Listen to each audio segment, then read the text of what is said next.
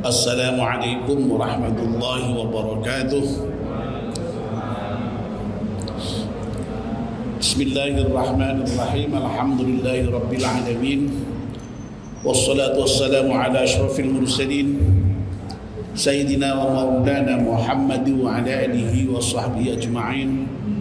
Amma ba'd. Ibu-ibu, bapak-bapak dan saudara sekalian, jamaah salat maghrib Masjid At-Taqwa yang insyaallah dimuliakan dan dirahmati Allah Subhanahu wa taala. Alhamdulillah, kita panjatkan syukur pada Allah Subhanahu wa taala yang pada malam hari ini atas limpahan rahmat dan nikmatnya kita semua bisa hadir di masjid salat maghrib berjamaah, dan sekarang kita masih diberi kesempatan untuk bisa melaksanakan kajian ba'da maghrib. Kita mohon pada Allah Subhanahu wa taala semoga seluruh rangkaian ibadah kita di malam hari diterima oleh Allah Subhanahu wa taala. Amin ya rabbal alamin. Mari kita mulai kajian kita dengan berdoa bersama-sama. Bismillahirrahmanirrahim.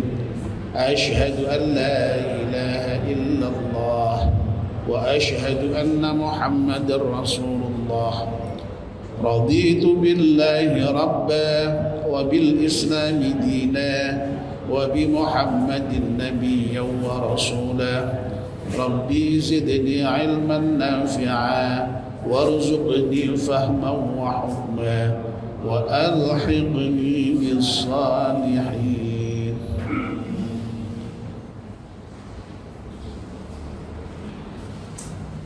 Mohon bacaan surat Al-Fatihah sekali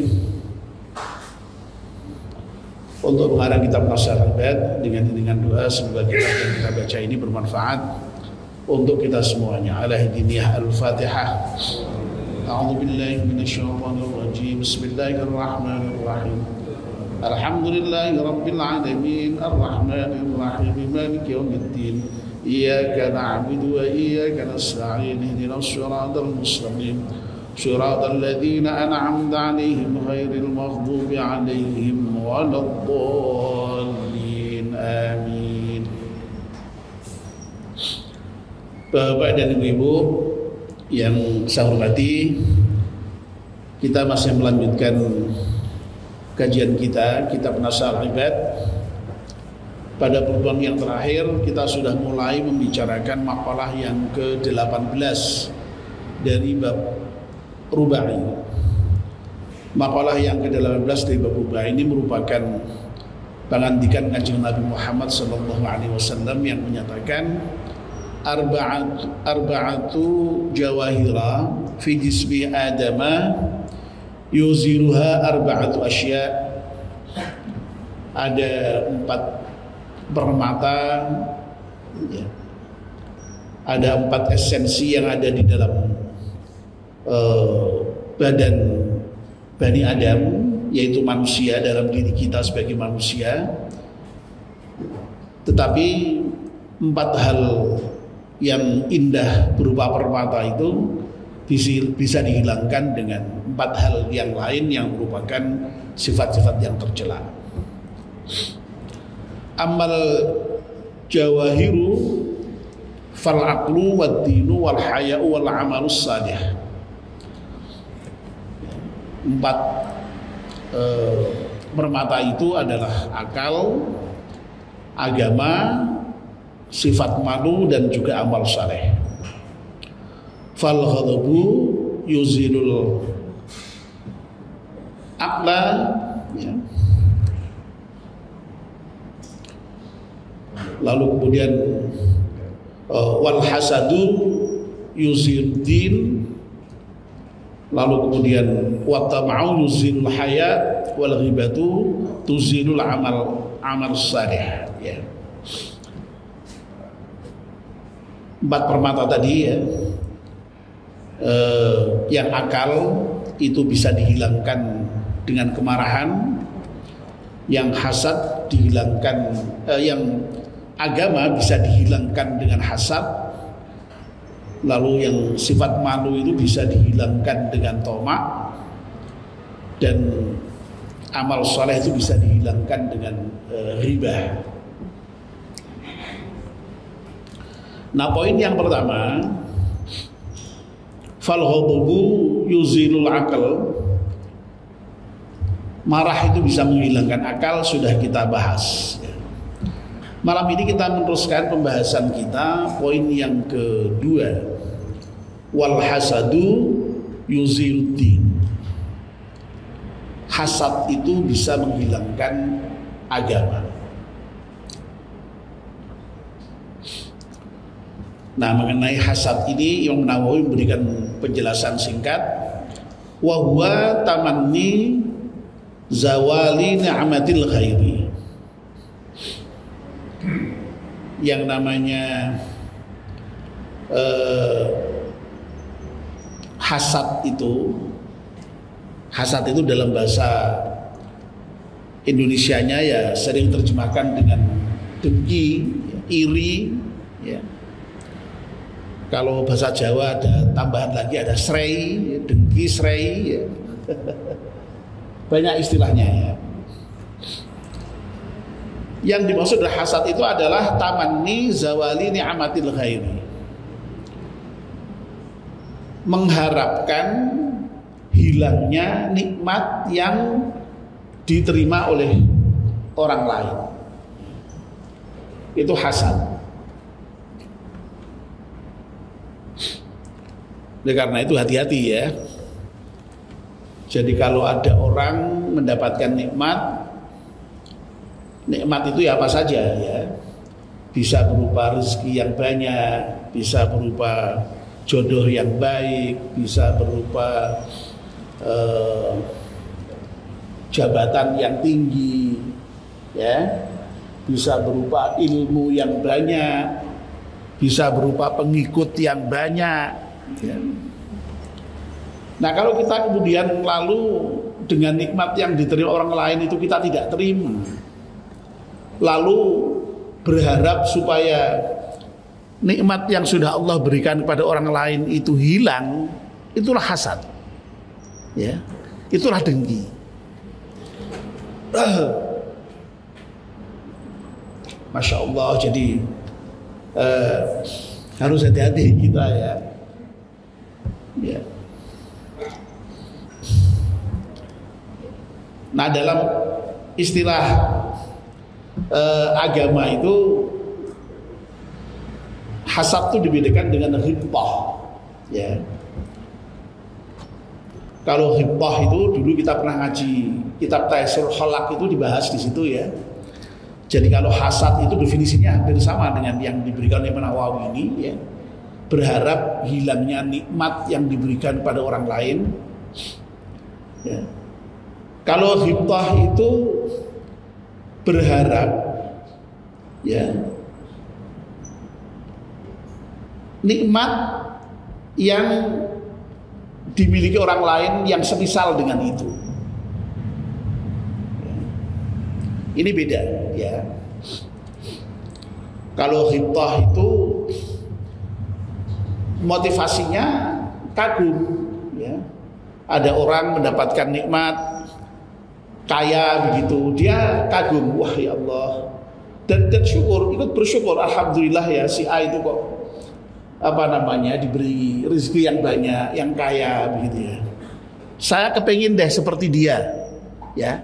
Jadi kalau kita kepengin seperti orang yang mendapatkan nikmat berupa kekayaan, ya, titik sampai di situ itu boleh, ya. Tidak hanya boleh, malah dianjurkan. Karena apa? Karena yang namanya ghibthah itu memang kalau dari sisi sikap batinnya ya, orang yang ghibthah itu yang berharap supaya bisa memiliki kenikmatan yang diberikan oleh orang lain itu tadi itu senang, kagum ya. Lalu kemudian yang muncul adalah motivasi untuk bisa menyamai orang lain ya. Tanpa berharap nikmat orang lain tadi hilang, dicabut, ya, itu ghibthah. Nah, kalau ghibah itu berharap nikmat yang sudah diterima orang lain itu hilang, Ya. Nah, sikap batinnya ya pasti adanya rasa tidak senang atau benci ya dengan orang lain mendapatkan nikmat, itu tidak senang dia, ya tidak senang. Lalu kemudian di situ pasti dia tidak terima dengan apa namanya pembagian yang sudah Allah berikan pada dia itu, ya. Biasanya itu kan ora pantes blas kayak mosok kaya ngono kok iso dadian kudune kan aku. Ya, itu ya. Nah, itu hasad itu. Kalau sudah dasarnya tidak senang, dasarnya benci, lalu berharap orang lain yang mendapatkan nikmat itu nikmatnya hilang. Nah, itu hasad. Tapi sekali lagi kalau ghibthah itu hanya berharap supaya bisa memiliki hal yang sama. Dan motivasinya syukur, motivasinya ikut senang dan kemudian dia termotivasi untuk bisa melakukan hal yang sama dengan yang dilakukan oleh yang diharapkan tadi itu. Makanya ghibthah itu boleh bahkan dianjurkan. Ya. Seperti kalau ada orang sedekahnya banyak, ya. Saya senanglah lihat si A itu sedekahnya kok banyak, ya. Lalu kemudian dia kepingin juga bisa bersedekah banyak. Lalu dia kemudian termotivasi untuk bekerja lebih giat lagi, mendapatkan rezeki yang lebih banyak lagi, sehingga kemudian dia bersedekah sebanyak orang yang harapkan tadi itu tidak apa-apa, baik. Ya. Melihat tetangganya kok rajin ibadah ke masjid, ya. Lalu senang, dia senang melihat si A kok jamaah ke masjid sering ngaji, ya. Saya kepingin, lalu dia berusaha termotivasi untuk ikut ngaji. Itu baik itu. Kalau keinginannya seperti itu ghibthah itu. Ya. Tapi kalau ada orang tadi ya kaya suka bersedekah, kok malah irinya apa tidak pantas, ya, lalu kepengennya itu supaya dia tidak punya uang lalu kemudian tidak bisa bersedekah. Nah itu hasad gitu. Ya. Ada orang bisa beli mobil baru, ya. Kok kemudian kita berharap apa namanya mobilnya hilang, ya, tabrakan atau mobilnya kecurian, ya.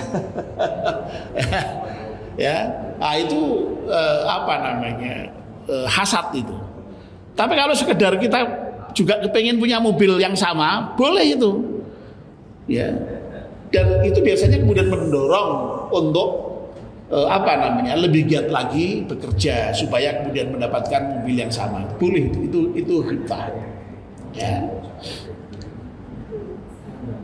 Makanya kalau Nabi pernah menyatakan jangan berdengki, ya, atau jangan hasad, ya, kecuali dalam dua hal, yaitu orang yang diberi rezeki yang banyak lalu dia bersedekah, dan orang yang diberi ilmu lalu kemudian dia mengamalkan ilmu dan menyebarkan ilmunya. Itu sebenarnya bukan hasad, itu hasad dalam pengertian ghibthah tadi itu, ya, dalam pengertian mengharapkan yang baik tadi,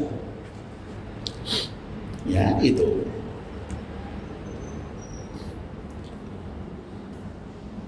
Ya, makanya Nabi pernah bersabda, al-mu'minu yahbitu wal munafiqu yahsudu.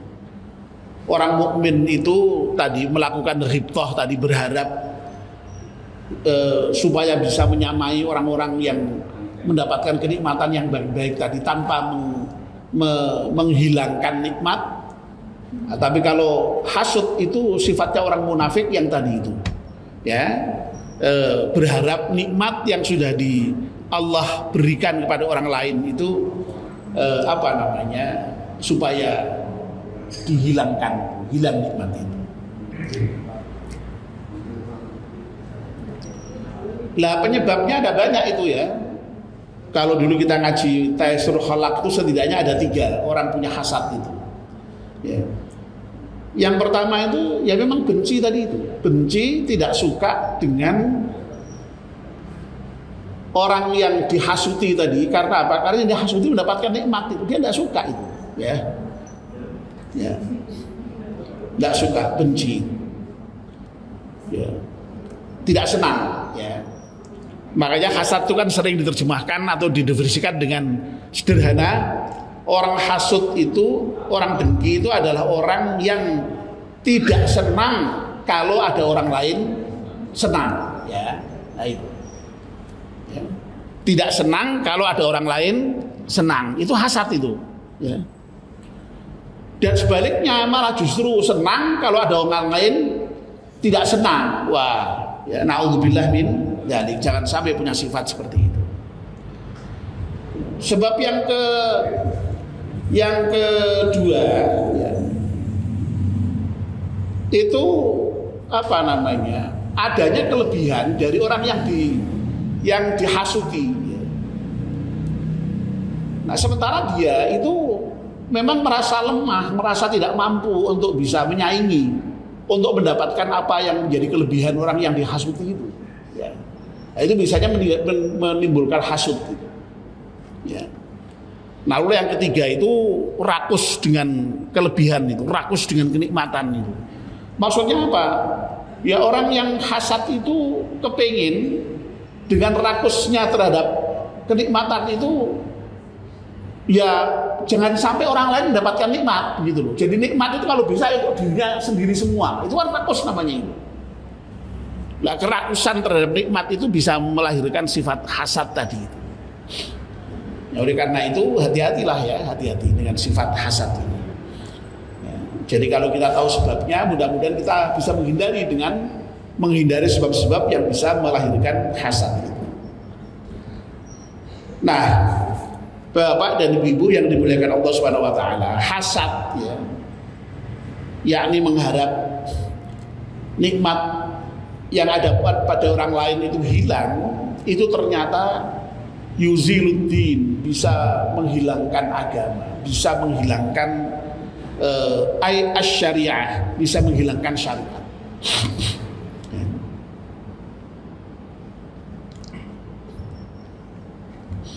Ya,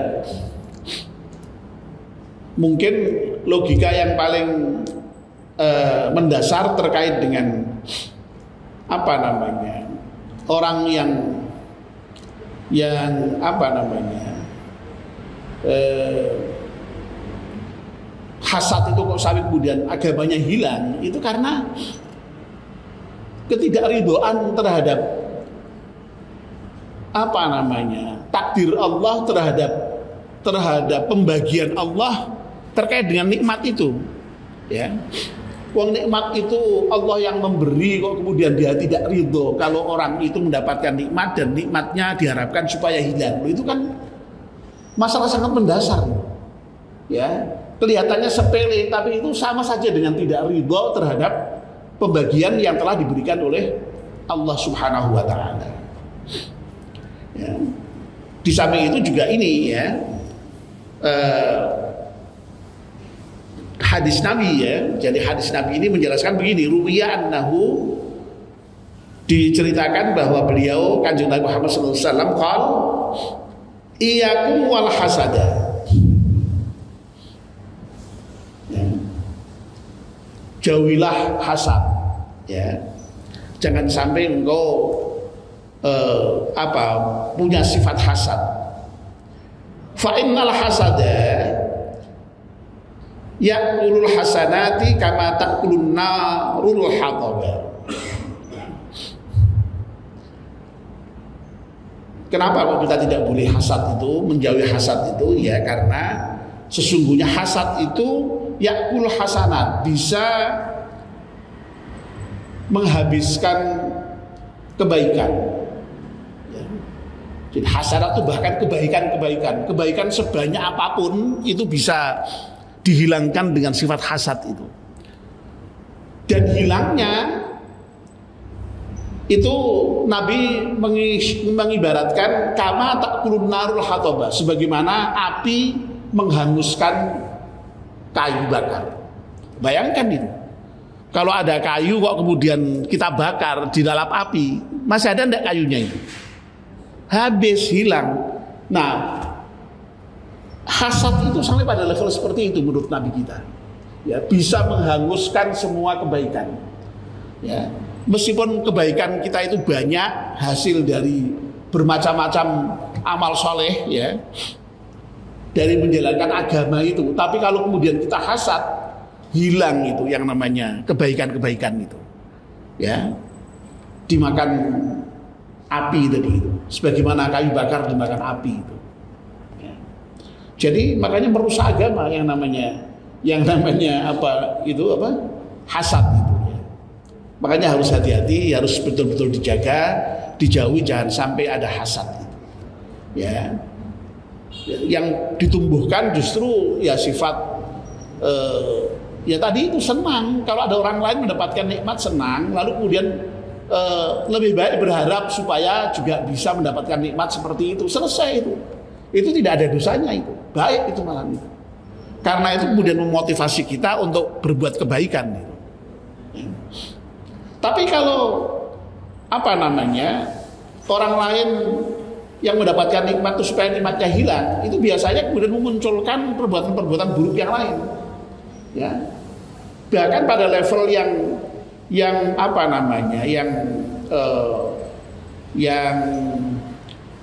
ekstrim, bisa jadi kemudian dia berusaha secara nyata itu untuk bagaimana supaya nikmat itu hilang. Ya. Orang yang kaya ya dibuat bagaimana supaya menjadi miskin. Entah dengan cara bagaimana. Caranya itu pasti zalim, ya. Mendapatkan jabatan ya supaya jabatannya hilang ya caranya bagaimana lah supaya jangan sampai menjabat lagi. Ya. Biasanya dengan tindakan-tindakan yang negatif biasanya pasti itu. Ya. Begitu. Difitnah lah, dimacam-macam lah begitu, ya. Rentetannya banyak emang itu, lalu kemudian orang hasad itu. Ya. Nah begitu. Jadi Masya Allah ya. Jadi kalau yang sering kita sampaikan itu dalam agama itu, bahwa yang namanya kebaikan, innal hasanati yudhibnas sayyi'at. Kebaikan itu bisa menghilangkan yang buruk-buruk, ya. Seperti sholat menghapus dosa, zakat menghapus dosa, puasa menghapus dosa, haji menghapus dosa. Loh, ternyata kebalikannya juga berlaku, ya.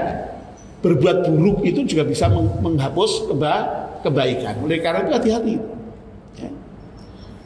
Makanya kalau hari raya itu kan kita selalu disuguhi hadis yang menginformasikan tentang di akhirat besok ada banyak orang yang bangkrut itu ya karena sudah banyak amal solehnya, membawa pahala ibadah macam-macam, tapi ternyata ibadahnya di sana habis ya karena terhapus oleh perbuatan-perbuatan buruk, dan terutama hasad ini yang tadi itu bisa menghilangkan kebaikan-kebaikan itu.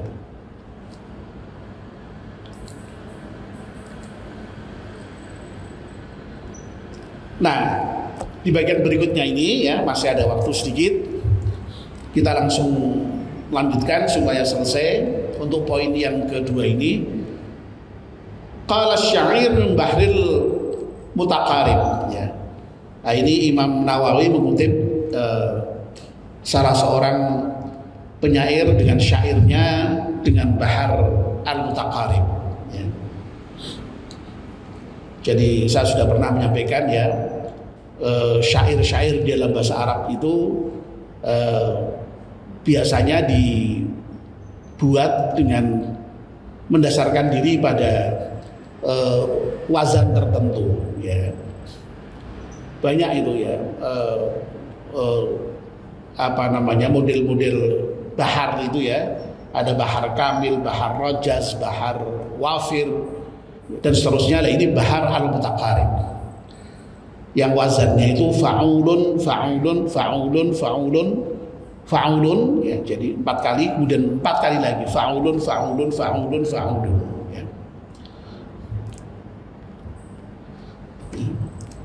Saya bacakan saja ini ya. Ala kulli man batali hasida atadri ala man asa'tal adab asa'ta ala Allah fi fi'lihi idza anta lam tardani ma wahab fajazaka rabbi bi an zadani wa sadda 'alaika wujuhat talab.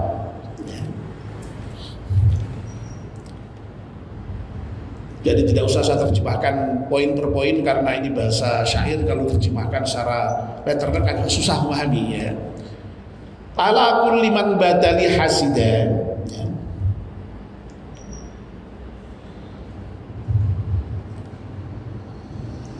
Ingatlah ya, katakanlah ya kepada orang-orang yang menjadikanku, kepada orang-orang yang menjadikan dengki padaku, maksudnya ya. Atadri ala man asatal adab, tahukah engkau kepada siapa engkau melakukan suul adab itu atau adab yang jelek itu. Jadi orang ketika hasad itu sesungguhnya dia melaksanakan adab yang jelek itu, melaksanakan atau melakukan adab yang buruk itu. Ya. Tahu enggak kamu itu sebenarnya ketika kamu hasad itu kamu suul adab kepada siapa? Ya. Nah, dijawab oleh penyair ini, asa'ta 'alallahi fi fi'lihi. Kamu sungguhnya kalau berhasad atau berdengki itu kamu berbuat buruk kepada Allah dengan perbuatannya, di dalam perbuatannya. Ya. Maksudnya apa? Loh, orang diberi nikmat itu kan yang memberikan Allah. Loh, kok kamu tidak terima? Kamu kepingin nikmat itu hilang. Loh, berarti kan kamu ini tidak terima dengan pembagian Allah itu. Berarti kamu itu berbuat buruk kepada Allah itu. Ya. Idza anta lam tarda lima wahab, apabila engkau itu kok tidak ridho dengan apa-apa yang telah Allah berikan kepadaku, fajazaka rabbi bi an zadani wa sadda 'alaika wujuhat talab. Ya, semoga saja Allah itu kemudian membalasmu, justru membalasnya itu dengan menambah nikmat untukku dan justru menutup semua pintu, semua arah, semua jalan permintaan yang kamu lakukan. Artinya apa ya?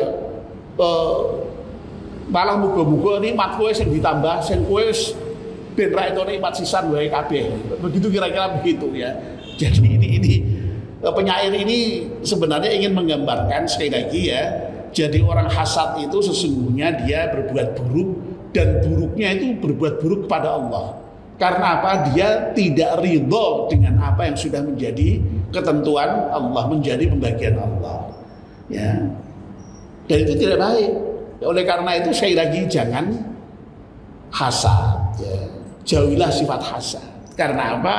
Karena hasad itu dengan tidak ridho kepada pembagian yang Allah berikan itu masalah yang serius, itu bisa sampai kepada level menghilangkan agama itu tadi. Ya. Nah, kita berharap ya mudah-mudahan sifat hasad ini tidak ada dalam diri kita ya, sehingga insya Allah amal-amal baik kita itu aman, ya, terjaga, tidak terhapus oleh hasad itu. Ya, sebab masya Allah ya, ingat ya, kalau ada sifat hasad dalam diri kita, na'udzubillah min dzalik ya. Jadi perbuatan-perbuatan kita itu bisa hilang sebagaimana kayu bakar dilalap oleh api ya otomatis hilang sama sekali kebaikan itu. Sekali lagi mudah-mudahan kita dijauhkan dari sifat hasad ini. Amin ya rabbal alamin. Mari kita akhiri dengan berdoa bersama. Bismillahirrahmanirrahim. Wal 'ashri innal insana lafi khusrin illa alladziina aamanu wa 'amilus shalihati wa tawassaw bil haqqi wa tawassaw bis sabr. Subhanakallahumma wa bihamdika asyhadu an la ilaha illa anta astaghfiruka wa atubu ilaik. Wassalamu alaikum